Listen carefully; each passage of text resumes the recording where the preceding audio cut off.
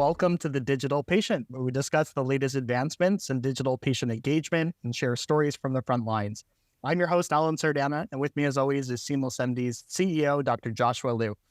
Today, we're joined by our very special guest, Dr. Brett Oliver. Dr. Oliver is the Chief Medical Information Officer for Baptist Health, headquartered in Louisville, Kentucky, and a practicing part-time family physician with the Baptist Family Physicians of Scott County. He received his medical degree from the University of Kentucky and completed his residency at Wake Forest University in North Carolina. Dr. Oliver, Brett, welcome to the show. Thanks. Glad to be here. Look forward to the conversation. Absolutely. We're so glad to have you on the show today. You've had such a diverse and extensive career in healthcare. You've really been on all sides of the proverbial table, from family medicine, both solo and with Baptist Health. You've also shaped policy with HITAC, the ONC at HSS, and at Epic. And now you've been leading informatics at Baptist Health for more than half a decade. So I'm really curious about all of that. But to start the conversation, I really wanted to dig into why did you get into family medicine and healthcare? And then how did you find your way to informatics? Well, thanks for having me, Alan. And gosh, you read that and it's like, I am old. That's what I heard. That's what I heard out of that. But yeah, I've reflected on that several times just over the course of my career. What was it with family medicine? I really think for me, it comes down to, I'm a generalist by nature. I get curious about lots of things.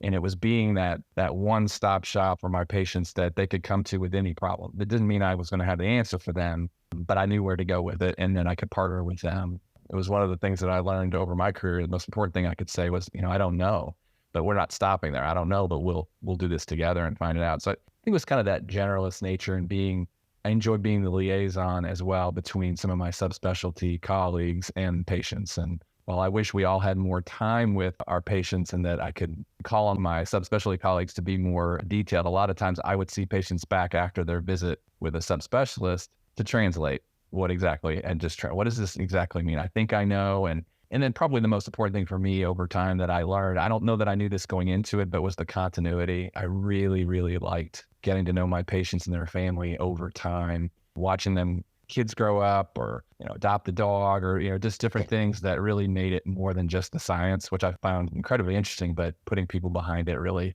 I didn't like the thought of seeing you for something and then, okay, nice knowing you and moving on to have that continuity. I love that. So I know, you went to school for biology to begin with. Primary care, was that just always an innate kind of, like there's always these personality traits that I find with different specialties. Was that you from the beginning? Did you know that's the path you wanted? I think I was pretty naive to all the specialties. When I first entered medical school, all the specialties that I could choose, I was blessed with, I didn't have a lot of chronic problems or anything growing up. So when we went to the doctor who was our family physician, and I kind of went into it like that. It was fascinating too, and I hope it's changed at this point. I know Josh and I were talking off camera that his wife's in medical school now. And back in the day, I was fortunate enough to do pretty well in medical school, and people knew that I was doing primary care, and they would say, why are you doing primary care? You could do so much more kind of approach to it. And my feeling was, what's more than primary care in terms of the breadth of what you have to be prepared for? I honestly have some misgivings that our residency shouldn't be just 3 years, but, much longer than that. So you definitely want to have a lifelong learning approach. But yeah, I think it fits my personality from the standpoint of being kind of generalist by nature and like being curious by lots of things. I got that, I think, from my dad. But yeah, there was no medicine before me, and my wife's a physician as well. And whether it's good or bad, neither one of our children are interested in medicine. So I don't know if we scared them off or what, but we didn't push it. They didn't find it interesting, so we moved on. But yeah, it was just sort of what I thought I wanted going in. And, there were probably a few periods of time where I thought, maybe this would be interesting. But then I thought, doing that all the time, that's it. Like I couldn't get out of the heart, or I couldn't get out of the lungs, or what have you, that I drifted towards more primary care. So Brett, fun fact for you, in Canada, family medicine is a 2-year residency. However, there was a ton of controversy in the past 3 to 6 months because the College of Family Physicians was trying to actually increase it to 3 years because of, the complexity of primary care now. And but there was really strong backlash from the Medical Association for Physicians. And so they've actually stopped that plan, at least for now. And I don't quite know if it's actually going to get legs again. But yeah, huge difference between the two countries. I was not aware of that. That's interesting. And there's so much that we didn't even get covered. Now, you could argue back when I was there, we had an obstetrics training, inpatient training, and maybe you just know from the get-go, I'm not going to have anything to do with the hospital, so we're going to adjust training. But we got very little, and I thought my residency was really good, but very little in terms of running a practice. Maybe that's not as important, but still you've got 40% of folks that go out and are in private practice of some form, not employed. There was way too much learning on the job back when both I was a small practice and solo for sure. So yeah, that's unfortunate. You better be a good learner beyond your schooling, that's for sure. So you know what's not in residency? Not much on informatics. Yet somehow over the years you ended up, I guess, landing in informatics, leading informatics, and doing a lot more now in that space. How did you end up in tech? Yeah, that's a great point. Yeah, so definitely the caveat is I do not have a computer science background. That's not been my experience to this point or before I got into informatics. So I had a mentor that got involved. He was with Baptist, and he ultimately became a CIO/CMIO for a period of time. And he was in charge of our first system-wide EHR. We were rolling out Epic a number of years ago, and he said, I've got this opportunity for you. He had been a mentor, and he had had me in some leadership positions, so he knew me pretty well. And we had dinner one night, and he said, I want you to be the medical director for our Epic implementation. And so we talked about what that meant, what it looked like across our 8 hospitals. And then the kicker was, and I need 4 of your 5 days. You can still see patients 1 day a week. And, and as those implementations go, they're not on these long drawn out timelines, right? So basically I need to know yesterday, but I'll give you 2 weeks. And so, it was like, whoa, I don't know. I'm not a computer guy. I think when I look back in retrospect, maybe it's like, well, if Oliver can figure it out and he knows it, then we can pretty much count on the rest of the providers are going to be okay with it. I don't know if that was part of it or not, but so the bottom line is I prayed about it, talked to my wife about it, thought, you know what, the worst thing that happens is I go back and do exactly we both sides agreed to that. If they didn't like me, I didn't like what I was doing, I'd go back and do what I was already doing before. But I really liked it. I was curious, but gosh, guys, there were a ton of meetings that I was on a crash learning course. It looked like I was taking notes about the meeting, and maybe all I'm writing down are the acronyms that are being thrown around, and then afterwards going around, what did that mean? What group was that, And still, to some extent, when I get with the infrastructure guys, it's over my head, but certainly learned a lot. I think what attracts me to it and why I think family medicine, primary care in general, it goes back to what I was saying, sort of being a liaison with my patients from a subspecialist. I'm that connection point. My team's that connection point between the clinicians, the nurses, the physicians, and the IT team. And just like doctors can be bad about speaking in medicalese and patients get confused, the same thing happens. And just understanding the why. My physician colleagues are so much better off if they understand the why behind a change that happens. Several years ago, we went to a 15-character password. I'm like, oh, this is going to be bad. This is going to be bad. But to try to explain why, whether you use, some stories from the news, and we've had a couple of unfortunate instances with other health systems in our vicinity have cyber attacks, bringing those things to light and making sure people understand this is why we're doing this, not to make your life more difficult. Really, we hate this, but this is our solution right now, or to throw out a potential solution that's going to lighten a workload, what's in it for them type of thing. I think that's why I've done okay with my role as I've gotten up to speed on the technology parts of it. And I still depend heavily on my team members for that, but I know enough both to be dangerous as well as to represent the department in meetings and things where I know there's some things we need to look at with a product or a software or something like that before, we take it, hey, we've got this process in place, guys. This is going to have a cyber review, yada, yada, yada. But yeah, it's one of those things that I never mapped out. I've used it with my kids as a story about don't have to have every step ironed out for the rest of your life. Like I had no idea that I'd go to solo practice. Are you kidding me? Like I never would have thought to do that. That's crazy. To be employed as well as to just spend most of my time administratively as a CMIO. Like those were there was no roadmap for that. Just stepped through the door that was offered and have fallen in love with it. I love the fact that we can make some changes at a systems level, sometimes at a national level, although impact on a committee is questionable. But, have that and then see those effects and know, wow, I helped out a bunch of the folks that were in my position before, and then all the patients that they serve, that gets me up in the morning for sure. It's a little bit like when COVID hit. Like we were working like crazy, right? But you just knew who you were supporting and what they were experiencing. And there was like no way you had any trouble getting out of bed with that, even though the work was crazy, crazy hard, crazy long, just no problem. And that's a fun thing. Yeah. Absolutely. Well, speaking of knowing enough technology to be dangerous and COVID times, right before COVID in 2019, you were already exploring ambient voice and ML led precision medicine. I'm really curious, how have those initiatives evolved today and what progress has been made in integrating them into practice since COVID? With the ambient voice, I got that vision for that early on. When I saw this, it was Nuance's predecessor to DAX Copilot. The video I saw was just a mock-up. Like, it wasn't a real product or anything that existed. It was their vision. And I'm like, holy cow, that would change my career path from a practicing physician. Like, I just like to have to not deal with the computer like that and just focus on you as a patient. There's some studies out there, and I certainly can't quote them to you, but that I learned in residency about patients' perception of the time you spend with them, patients' perception of the focus that you have on them. And there were some attendings that I had that were really, really good at that. And just watching them, and you realize it's that face-to-face, eye-to-eye contact, and that shows that you care. And even if you have the best heart in the world, if you're turned away constantly just typing, there's a disconnect.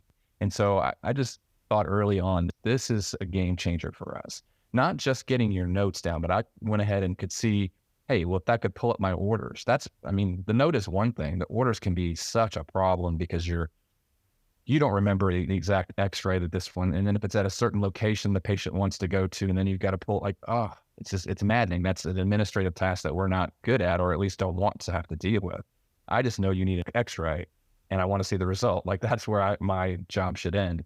And so to see it evolving, it's not quite there yet, but by next summer, fall, I would see them pulling up orders. I was able to sit in with some folks and see some kind of demos of that. Like, that's kind of game changing. So yeah, we were early adopters of Nuance's DAX in its sort of classic form, where there's a person involved. The AI creates a note. On the DAX side, there's a person that does a quality review before it comes back to me. So there's a turnaround time of a couple of hours. And for a lot of people, that still was transformative for them.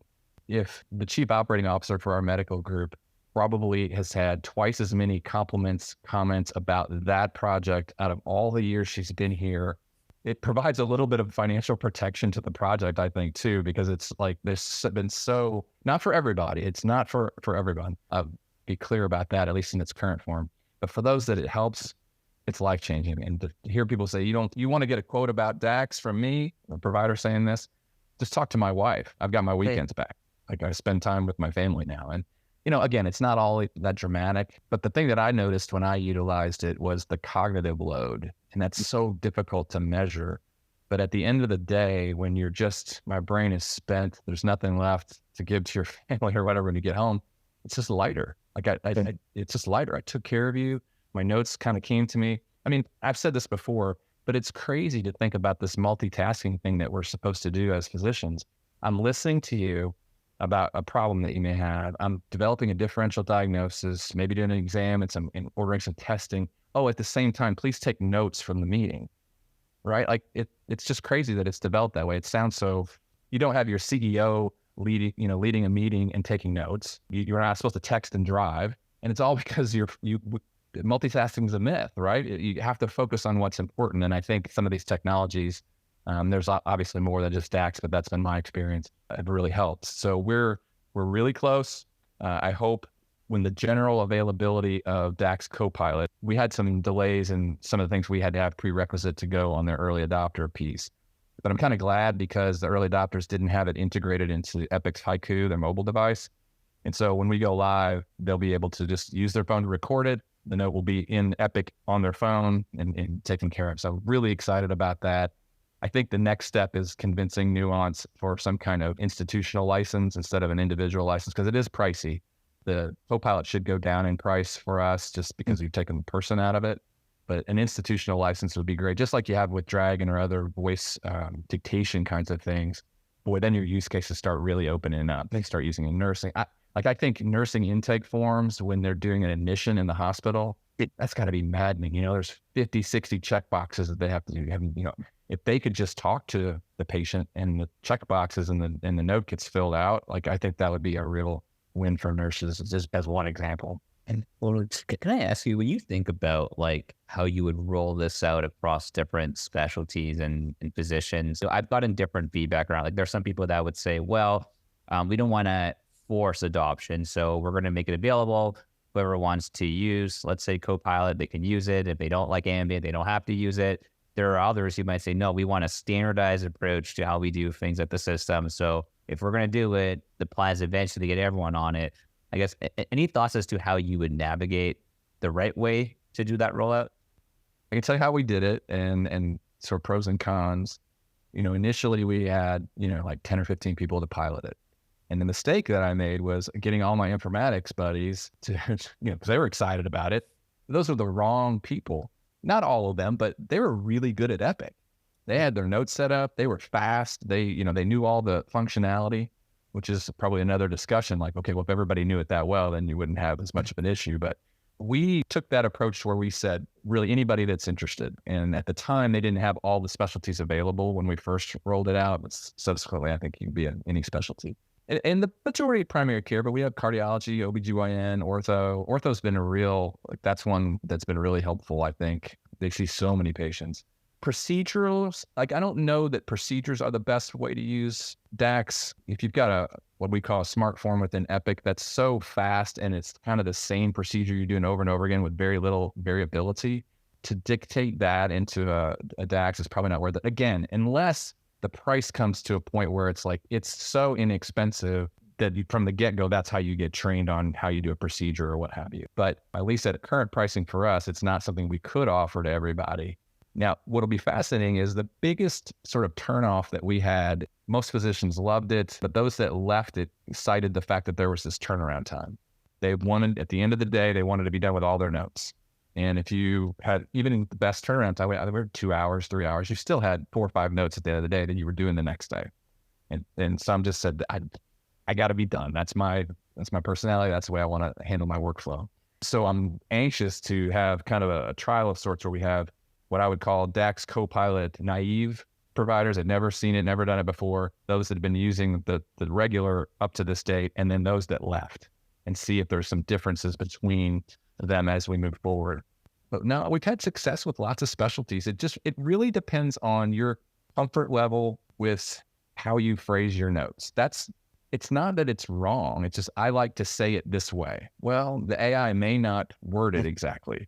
So maybe with time, you can train it. You could say to this sentence here, I want it to say something more like this. But as it exists now, not many, but we've had a couple of providers that say, I just like my own voice in it, and I don't. But it's pretty amazing how it will tease out the superfluous thing. It's not a transcript, right? And to see the comments that you had as you come in and you're like, whew, man, it is getting cold out there. Like, that's not in there, right? Yeah. But then sometimes things like, I'm sorry to hear about your dog. That's got to be rough. There'll be a sentence about the patient's been feeling down because their dog died or something like that. So those are I think the tweaks that'll come with time and as the models get better. But that's been the big change, not to get off track, but like when they were able to apply the large language models, to me, that's been where they were actually able to go to that real time. I don't know when, because we were a year and a half into it and we didn't have anybody that wasn't, because that was the promise. Hey, we'll get you to real time, but we didn't have anybody that was to real time at that point with the current technology. Large language models come along and we've got a different ballgame.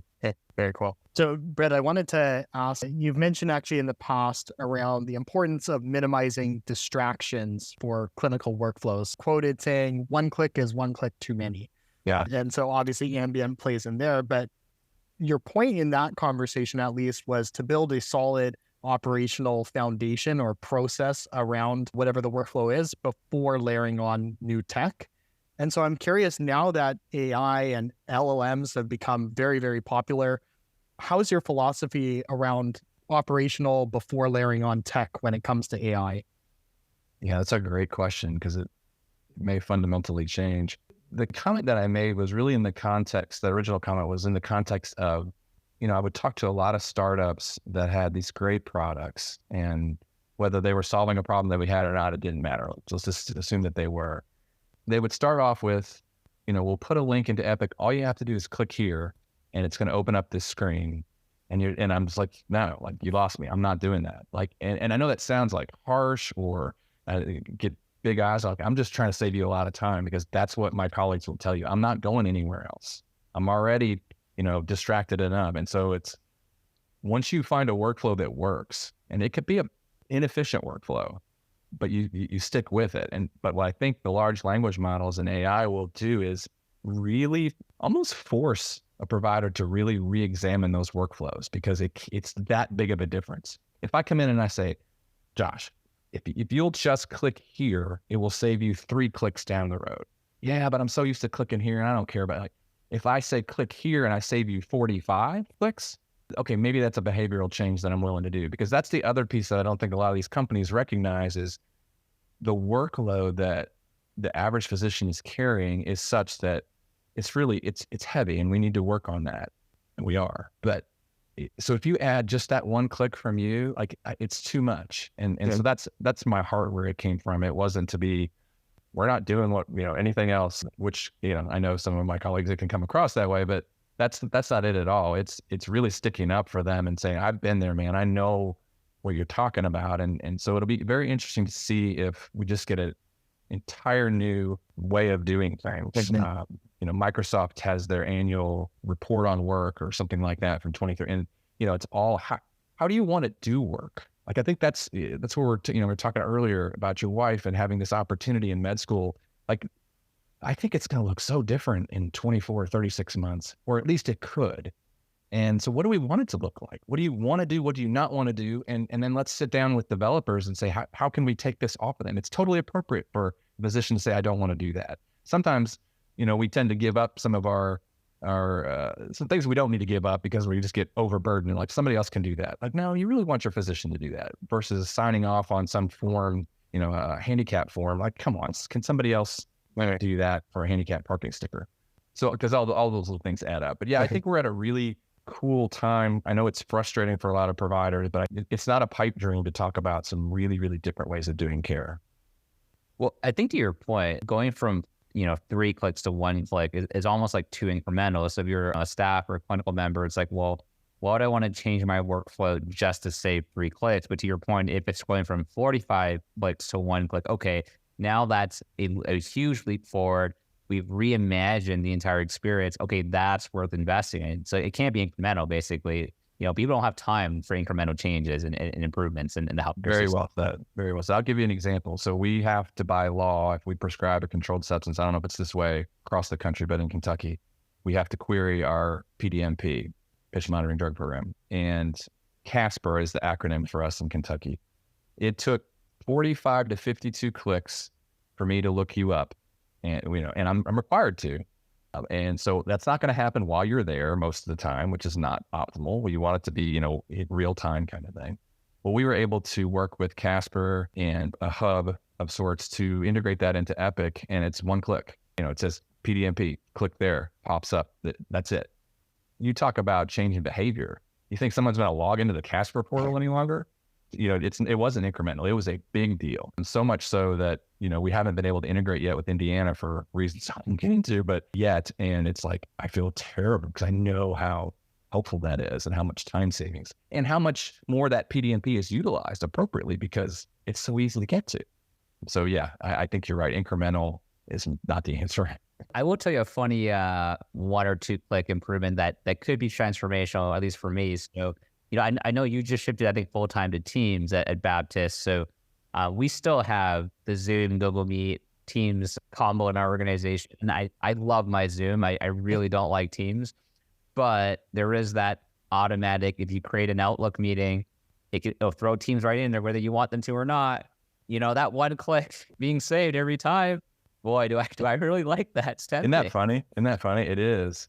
I think what you're seeing too, speaking of kind of meeting organizers, what I've noticed, and I don't know with Zoom if it would be the same, but see, it came down to cost for us, right? We were paying for Zoom and we're a Microsoft shop, so it was kind of included in our license, and so we needed to ship. But now what I find is when I go to these meeting invites, related documents are brought to me. And they're not things that like, oh, the admin, connected it to the meeting. Oh, here's the agenda. Here's it. No. This is like an email that talked about the meeting and here, that are brought underneath it. So again, just an inkling of how, how can we do this differently, more efficiently, and a way that's fun and pleasurable, and you enjoy interacting with the technology to take care of patients. I think as part of the 2024 AI roadmap for Epic, there's going to be some element of surfacing, I forget the term they use, but surfacing insights into the patient chart to some extent. That's contextual. I don't quite know how sophisticated it's going to be, but there is some of that coming, it sounds like. Yeah, I think there's going to be a lot of note summary kinds of pieces, hospital and ambulatory, like basically since I last saw this patient. Well, if you've never seen them, you get a different summary than if you just saw them last week. But then, yeah, using their Cosmos database, there's, I don't know if they're still calling it Patients Like Me or something like that, where they give you, I don't know, they're definitely not going to call it best advice for my patient, because then the FDA gets all up in arms, like, how do you know it's best advice? But advice to say, Brett, this is his age, these are his labs, these are medicines, his blood pressure is not adequately controlled. Most people choose this, and based on this data, and kind of give you an assist. It's still your choice. Yeah. I would see, like, at least in hypertension and some other areas, some big areas, that they'd have a lot of data that coming relatively soon. Can I ask you, like, do you worry about, like, with all this automation that's going to come thanks to AI and generative, do you worry about, like, automation complacency? Because you come from a long career where you didn't have that automation, so you had to develop your strong clinical acumen and think from first principles, and you couldn't rely on all of these automatic resources. But the up and coming clinician who is going to start practice with all these things in place, like, do you worry that there's going to be almost like over reliance on the automation, and then we might lose some of that acumen potentially? I do. I think you make a really, really great point that because it's a machine, somehow it's like, oh, it's 100% correct. I don't have to think about it. There was just, we're really careful right now where we're going to put AI in the clinical space, right? We're looking right now at almost exclusively administrative kinds of tasks. And I think it was emphasized, there was an article in JAMA Pediatrics just last week. Each of those journals kind of has like a challenging case, whenever the issues come out. Because pediatrics is different, they're not just little adults, and they hadn't seen any of the AI stuff like ChatGPT. How can they diagnose kids? They hadn't seen any of that. They took those challenges from the previous 2 or 3 years and threw that data in there to see if ChatGPT 4, I think it was, could diagnose these challenging cases. And it was like an 83% diagnostic inaccuracy. Maybe they got the right organ system, but they didn't get the right diagnosis. And so it's just a reminder. We have an AI oversight committee, and I put that on as part of the news to comment on, because I think we need to be reminded that these things are, number one, really new. They're not trained on just medicine, at least most of the open models. And we have to be careful. It's really, really exciting, and I think it could be a big help. But I think that goes to both medical school training as well as when you onboard with an organization, and that you're reminded of that. This is a help and assist. This isn't, you can't rely on it 100% of the time. Just like EKGs. I mean, ever since I've been a physician, the EKG machine would give me a readout. And, we were trained, cover that up, don't look at it, make your own assessment. The reality is you probably over time start looking at that, but you still need to make sure if it says right bundle branch block, look, do you see that there? So yeah, I think that's real. What's funny is, when we first went live with our instance of Epic, we get all kinds of complaints about med warnings or BPA that pops up and all this. And maybe that was legitimate. Maybe we had too many, whatever. But as we fine-tune things over time, we'll remove them. If they're not effective or we're not seeing a good response rate, we take them out. And now, I don't know that it's more common, but pretty common, we'll get, hey, I should have gotten a warning here. Why didn't I get a warning here? How come something didn't fire and tell me not to do this? Like, because you're still a doctor, and, we were trying to limit, there's that fine line, right? Between, just alert fatigue and giving you something meaningful. It's amazing. We were pretty proud. I just learned this last week, the upper quartile of Epic response rates to our BPAs at 26%. 26% of our BPAs are responded to. And that's the upper quartile. Okay. It's kind of just give you some perspective on, I just got to click, I got to get through my work, and I'm not paying any attention. So I think what you said has a lot of validity, and it is something that we need to be careful with. It reminds me, so my wife and I were driving the other day, and we were going to a place that we were unfamiliar with, and I didn't really know the route, but I had my GPS, so I was following the GPS, and it's super reliable, 99% of the time. But this time, I didn't know that there was all this construction that blocked the entire area, probably for months now. But I guess it wasn't updated in Google Maps, and I was like, oh man, I'm kind of struggling to figure out a different path. Sure. It's true. I'm old enough to remember when we would go to the beach or something from Kentucky, we would go to AAA and get a TripTik, which was this folded map thing that would kind of open up for you the different parts of your drive. But yeah, I can tell you, as the guy in my family that does most of the driving when we go on trips, having a GPS, whether it be Waze or something like that, is just so not. I mean, to not think about that, just to get in and pop in an address, so less stressful. But yeah, and then when it doesn't work, that happened to me once in Charleston. I got to the end of a bridge kind of thing, and it was like, there's no bridge here. Like, I think someone forgot the update. That's funny. I mean, it's a funny example when no one's life is on the line, but in healthcare, I can only imagine that if you lean on, the technology too much and you don't develop your own skills, definitely that could be a problem area down the road. I also, go ahead. I was going to say, I would make one last comment on that. I think you see that in the generation of physicians that are behind me, and this isn't a knock on them. I just think it's technology is a little bit more reliance on technology and testing and less on the physical exam. And maybe it's a medical ease thing, meaning if I testify that I felt the patient's spleen and it wasn't enlarged, does that count as much as I got a CT scan and it showed us 15 centimeters? Like, I don't know, but we were trained to do things physical exam wise that sometimes I think have been lost. So I to your point, I think it just underlines, got to make sure people understand how these things work currently, future, whatever, and then the limitations to that. So you still have your skill set. I got to say, I'm actually surprised and not disappointed necessarily, but surprised that the physical exam is still highly taught. So even in my wife's class right now, there's a huge focus on the physical exam, although I'm kind of curious how much of that is still practically used day to day with all, to your point, all the testing going on. I always wonder at some point would they just get phased out when the diagnostic technology is so good. Do we even need, the tricorder in Star Trek could be overwatched. I mean, that's like that's the one device you need in the future. I think it also depends on where you practice too. And I know we're probably mostly talking about North America kind of, but if you leave the country and you don't have some of these things, or honestly, in some of the areas of Kentucky or Mississippi or other, like you don't have broadband, for instance, or you don't have a smartphone, there are some things that you're not going to have available to you testing wise or monitoring wise. But yeah, you make a good point that maybe at some point, I'm showing my age, my gray hairs, that there's still a utility to the physical exam. Here's the thing though, there's going to be a point in time we have to explain that to patients because they expect me to touch them. There are tons of times that I'm create my differential and I'm like, I think this is what's going on. You use your physical exam to confirm it, but I really know what I'm going to hear or what I'm not going to hear.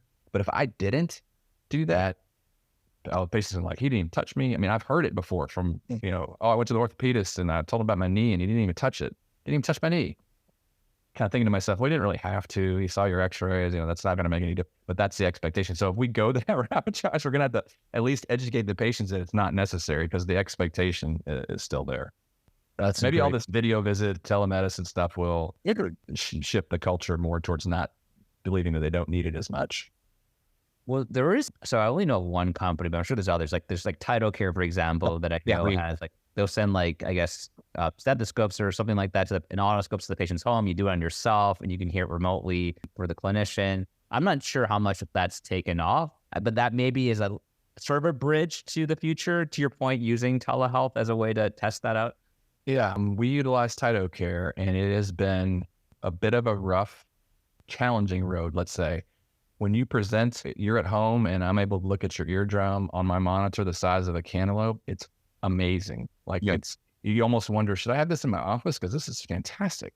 The problem is back to what I had said before about just the workload on a physician. We show that to them and they're like, this is amazing. I want every one of my telemedicine visits to have this device. This is great. And then they go right back to the hamster wheel they were on and nothing changes.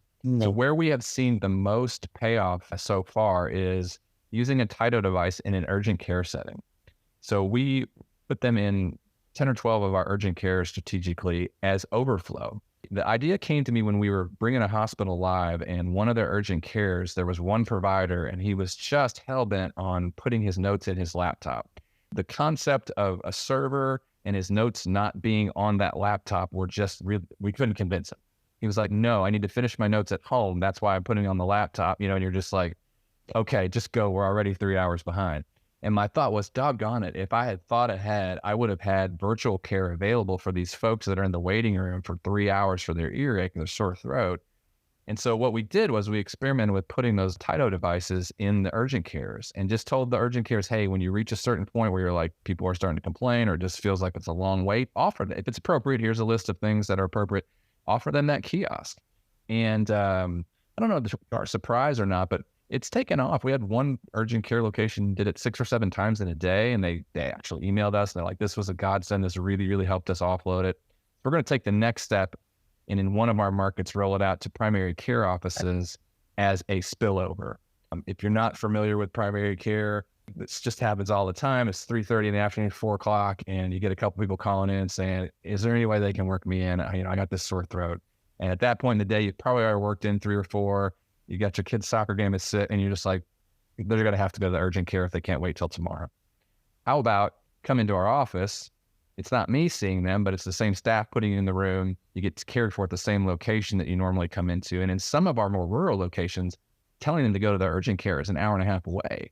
So they could go to their primary care office and have that problem taken care of. So anyway, more to come with that, but that's how we've utilized that device so far.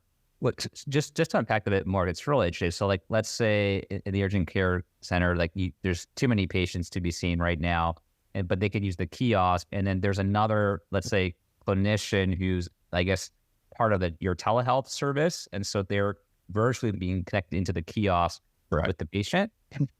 That's right. It's so fascinating. Yeah. So we have a virtual care team that does our on-demand video visits. So 24/7. And then they also handle our e-visits, our asynchronous things. And so they're also, this is a great group of people that they're used to change and trying new things. And so we've got them doing those Tyto care visits from the urgent care. And then what we'll also do is strategically let patients know, hey, basically you could have done this from home. Here's how you can get your own device for it at home. So that, again, there's some learning there and it's not, hopefully not overutilized. The good thing about trying it in the urgent care setting is that the worst thing that can happen is like, this is not appropriate. Well, guess what? You're sitting in the urgent care. Just get back in line and let's have the physician that's there see you. So far, so good. That's been the big movement there over the last few months. There's this big conversation the past year or two about, retail entering into healthcare and then partnerships between retail and health systems. Do you think soon we're going to see, I don't know, a Baptist branded kiosk in like a CVS or a Walmart? And so, That's a great question. We experimented with that. The group that I just mentioned, the virtual care team that we have, that these APRNs that we utilize, they came from a failed effort with that. Now, I know we're living in different times then, but we had some clinics in Walmarts and it just didn't go well for us. And so it was that time providentially that we were shutting those down. They were like, hey, this is a valuable group of people. And the medical group was looking to put them in different practices. And we were like, whoa, wait a minute.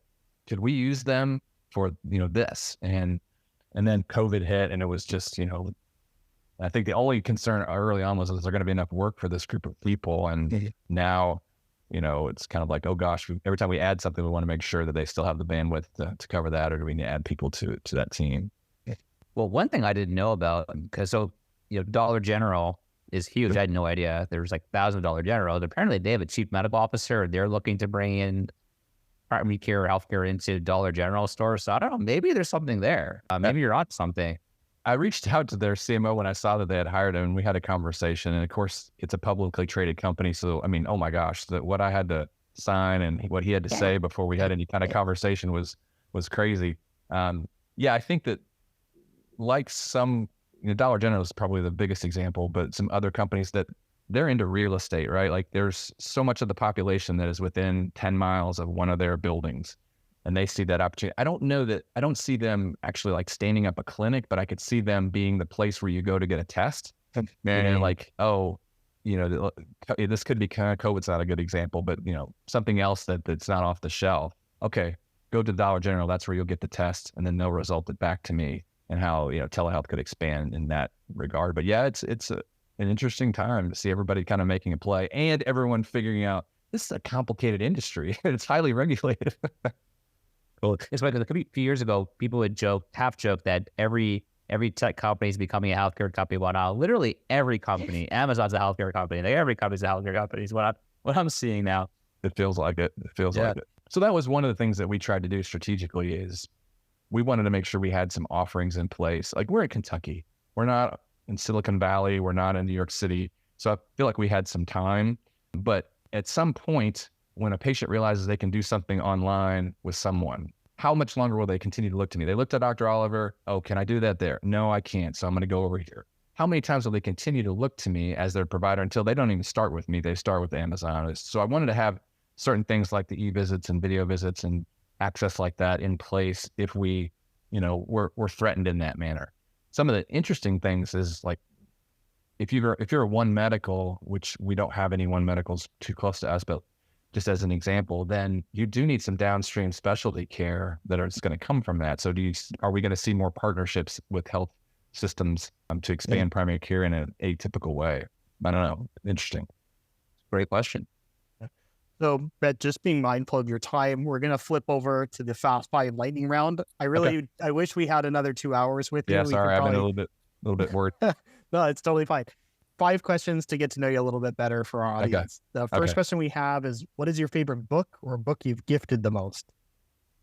What probably gifted the most is Think Again, Adam Grant's book. I just love the way, I love looking at things differently or learning things that I didn't know. A little bit like a Malcolm Gladwell, probably anything that he's written, but I haven't given away as many of those as the Think Again. And then maybe Extreme Ownership is in a close second, if you've not read that one. Yeah. Love it. Awesome. Question 2, who is a person either dead or alive you'd love to meet? I would love to meet my great-grandfather. Obviously didn't, but he was the chaplain at Bataan. So in World War II, the Bataan Death March, he was the chaplain of that group of prisoner men. And I have a short, 45-second video that when they were liberated from that prison camp of him talking and just, I see his picture and he wrote a small book afterwards. I'd love to have a conversation. I mean, talk about when things get bad. Yeah. Oh my gosh, Epic's not working or we got some downtime or something. Let's put it in perspective. And I think to understand his faith and that would be really neat. Yeah, fascinating. Question 3, would you rather have super strength, super speed, or the ability to read people's minds?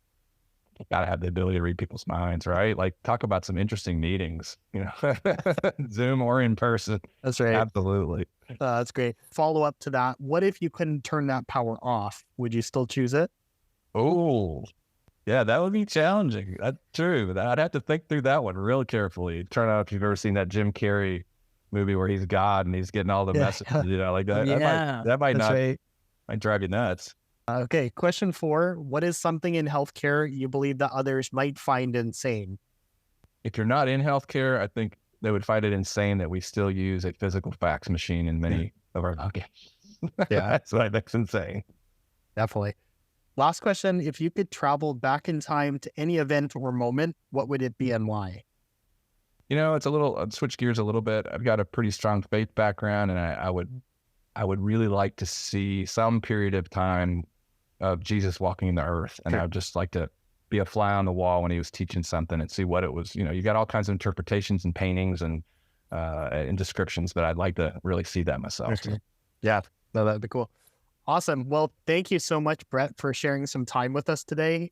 Really awesome work that you're doing right now. And I'm so glad that you could share that with our audience. So that's a wrap for this episode of The Digital Patient hosted by Seamless MD. You can follow us on Twitter @SeamlessMD. And if you like the podcast and you want to learn more, visit www.seamless.md. Brett, Dr. Oliver, again, thank you so much. My pleasure. It was fun. Thanks for the time, guys.